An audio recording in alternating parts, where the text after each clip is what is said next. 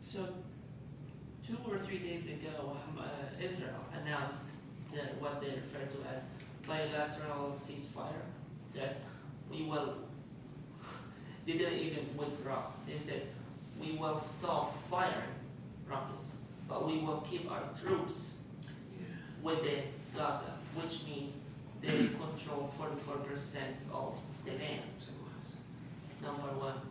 Number two, in a common sense, if you want peace, you have to withdraw your troops. Otherwise, it's basically you're putting people there and asking Gazans or Palestinians, fire on us. Because I assure you, somebody said it's like a wise thing. Don't push people too far until they have nothing to lose. And Gaza people are far away beyond losing. So it doesn't even matter today. But when you announce 44% of 135 miles as a buffer zone, with that, they were distributing flyers over Gaza telling people that, well, you have to move from Shija'iyya, you have to move from Beit Hanun, you have to move XYZ kilometer from the border to inside the city because we have a non-stop operation. So it all comes down to the media, because the media tells you, well, they withdraw. Yes, they stopped their operation. That's the right term to it. But they didn't withdraw. But it's when you are so oppressed, when you can't afford milk to your kid, when a friend of mine is an employer of the government, did not get his salary for 8 months to do a surgery for his daughter, yes, people will go insane. They will do whatever. Why? Because Israel is closing every resource of money, water, food, everything. They don't have basic human needs. My mom arrived here 2 days before the war broke in Gaza. She doesn't move away from the laptop. Why? Because she wants to know. And I keep telling her that no news is good news, but how can you convince a mother that she has 2 daughters and a son back there? So electricity is out for 9 days, 10 days, 11 days at one time.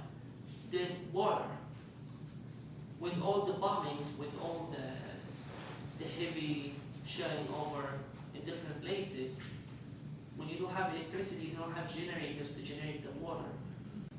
Again, when you don't have gas, some people, they have generators, they can generate electricity. But when you don't have gas, you can't generate. When you don't have gas, you can't go out to the market and buy stuff.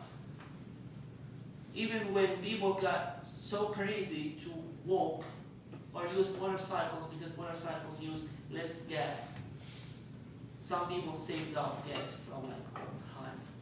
They'll get hit because anything on the ground moving is a target, is a fair target for Israel. My uncle, from my mom's side, he has three stores, and he has 6 daughters and one boy, who's my age. The 6 daughters, 2 of them are married, and one she lives in Gaza City, and one she lives in Beit Hanun. So they both decided to come and live with their father. It's in the central part of Gaza Strip, which is called a Gaza refugee camp. So when they came, my uncle emptied the 3rd floor and told them, 2 of them each take a room and their husband to stay there. The day before the Eid, last day of Ramadan, it's Ramadan, a holy freaking month. People are getting ready to eat. Last day, and the mosque started calling for the prayers that today is the last day of Ramadan, tomorrow is the Eid. The daughters went down to say happy Eid to their father, whatever, and their husband, the both of them, they stayed up there. They hit the house. One of one of them died immediately. When they hit a house in a neighborhood, if you've seen photos from American news, not Al Jazeera, not any other that you may refer to as biased, just American, just foreign, France Press, BBC, whatever you feel convinces you, you will find an entire neighborhood got wiped out. Like Al-Shijaiya, when I saw it, I couldn't believe it, honestly. It feels like it was a tsunami with like a 12 Richter that hit it. Like, it doesn't exist. And Khuza'a,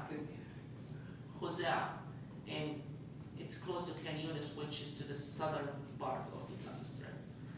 When you look at Khuza'a, it's crazy because people were calling for the Palestinian Red Cross, the International Red Cross, whatever relief.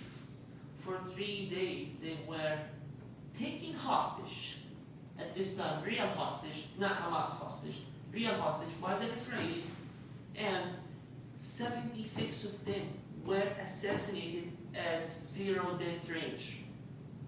What this means, they didn't bomb the house, they didn't walk into a bike tank, no. Somebody came to a closer range, take his gun and shot you. 76 of them. Those were civilians.